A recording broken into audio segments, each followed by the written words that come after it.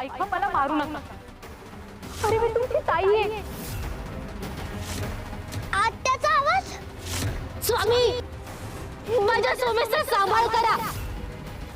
दत्ताजी,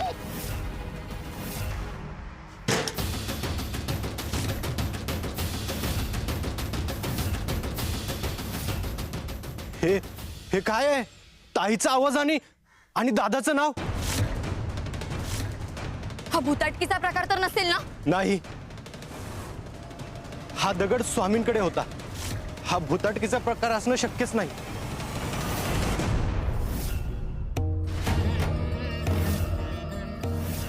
सत्य आहे. सत्य? कसलं सत्य?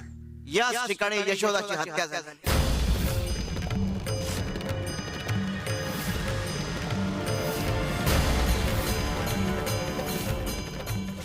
हत्या? पण यशोदाताईंचा मृत्यू तर नैसर्गिक होता असं सांगितलं होतं. हो, हृदयविकाराच्या झटक्यानं ताई मेली असं सांगितलं दादानी आम्हाला. दत्ताजीने सांगितलं ते असत्य आहे.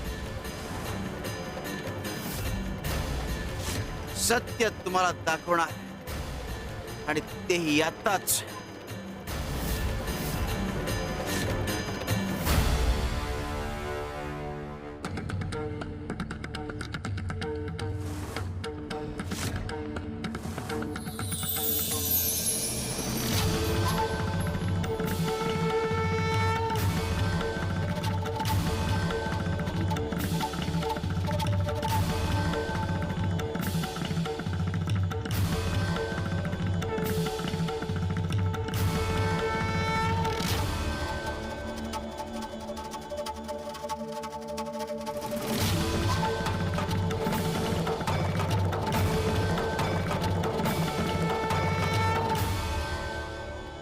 श्री स्वामी समर्थ.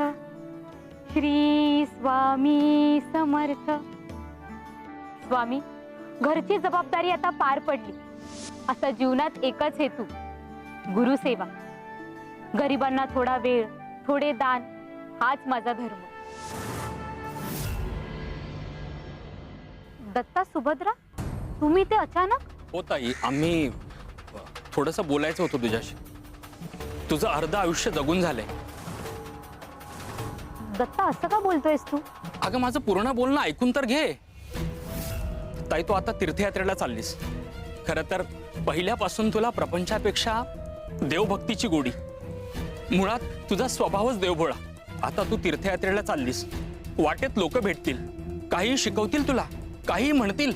मग तू विरक्तीला लागशील. तुला सगळं सोडून द्यावंसं वाटेल. आणि अशातच तुझ्या संपत्तीचा हिस्सा तू दुसऱ्याला देऊन टाकशील. साधी बोळीस ना ग तू खूप.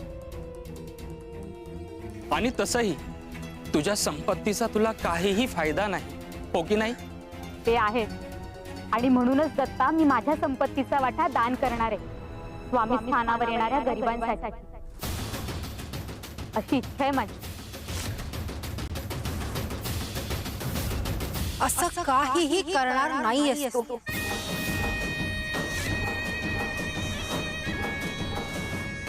अगं, असं काय बोलतेस? ही काय भाषा आहे तुझी? जे ऐकलंस तेच बोलते. तू तुझी संपत्ती कोणालाही दान करणार नाहीयेस. ती आम्हाला हवी आहे. आमच्या नावावर करून टाक. ताई, ती खरं बोलतीये. असं म्हणतो? आता तर करणारच नाही. मी माझ्या संपत्तीचा वाटा स्वामींच्या नावाने दान करणार आहे. डोक्याचा ताप वाढवू नकोस ताई. तीर्थयात्रेला चाललीयस ना, तर जा, कायमची जा. पुन्हा मागे येऊच नको.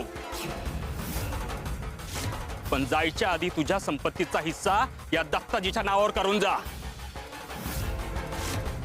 कळलं? त्याच्यावर अंगठा दे आणि तुझा हिस्सा माझ्या नावावर कर. नाही देणार. अहो, ही अशी ऐकायची नाही. थांब.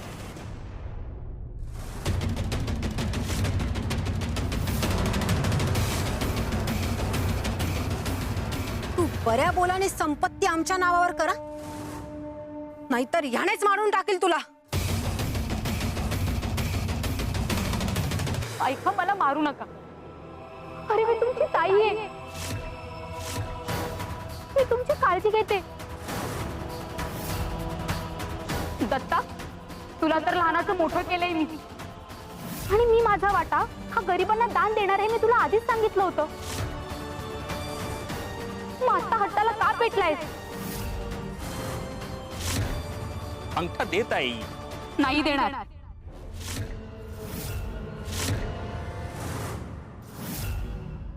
सोमेशा, वाचव रे, आज माझं काय होईल सांगता येत नाही. तुझ्या कुटुंबाचा सांभाळ कर, स्वामींची सेवा कर. स्वामी, तुम्ही जे आशीर्वाद मला दिले ते त्याच्या कामी येऊ. एक ना एक दिवस जे काही सत्य आहे ते सोमेशला समजू दे. देवभोळी आहेस ग, देवभोळी माझी ताई. अगं सत्य सांगायला तू जिवंत राहिली पाहिजेस ना.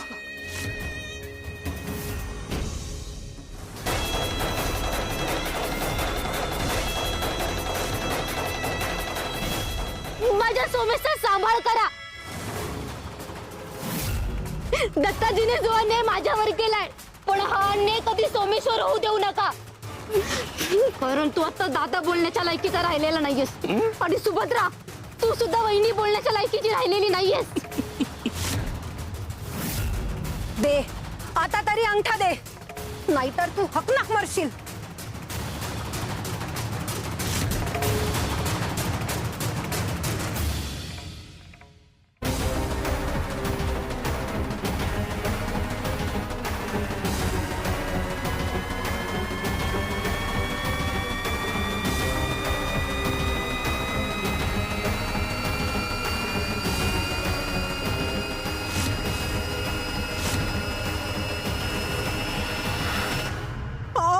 तर खरंच मेल्या. आता काय करायचं आपण? बोंबलू नकोस. तनी टाईक. गावात भूम ठोकायची की यशोदाताईला हृदयविकाराचा झटका आला होता. आपण तिचा गळा दाबून तिला मारलंय याची शहानिशा कोणीच करू शकणार नाही.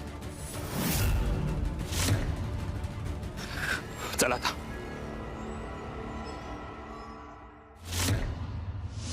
स्वामी, माझ्या सोमेशचा सांभाळ करा.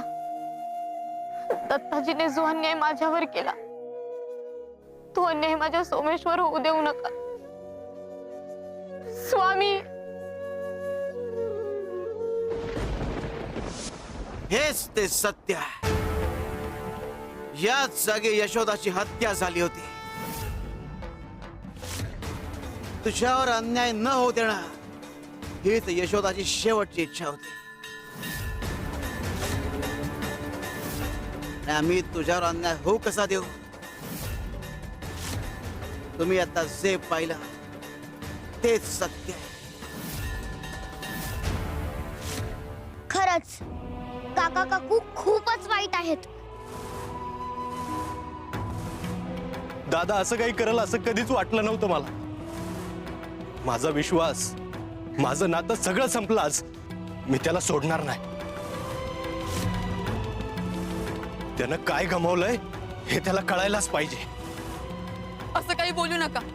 रागात घेतलेले निर्णय नेहमी चुकीचे ठरतात. अहो बाबा, मी हात जोडते तुमच्या समोर. आपण स्वामी आजोबांचं ऐकूया. आता मी काय सांगतोय ते नीट ऐका.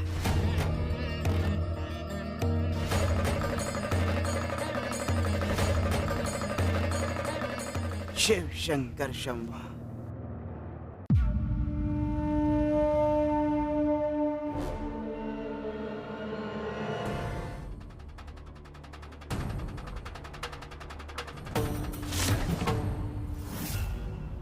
दादा, मला तुमचं सगळं सत्य समजलंय. यशोदा ताईला तूच मारलंयस ना? अरे असा नीच वागशील असं स्वप्नात सुद्धा वाटलं नव्हतं. जे काही केलंय त्याची शिक्षा आधीच स्वामींनी दिलेली दिसतेय तुम्हाला, पण एवढी शिक्षा पुरेशी नाहीये. आता मी तुमची तक्रार फौजदाराकडे करणार आहे. तुम्हाला तुरुंगात टाकणार आहे. का मारलंस ताईला? बोल ना. अरे आई सारखी माया लावायची, प्रेम करायची आपल्यावर. तू संपत्तीसाठी ताईला मारलंयस ना? तुला संपत्तीच हवी होती तर मला बोलायचंस. हसत हसत तुझ्या नावावर करायला लावली असती ताईला, आणि माझी ही संपत्ती तुझ्या नावावर केली असती. तू ताईला माराय नको होतस रे. शिव शंकर शंभा.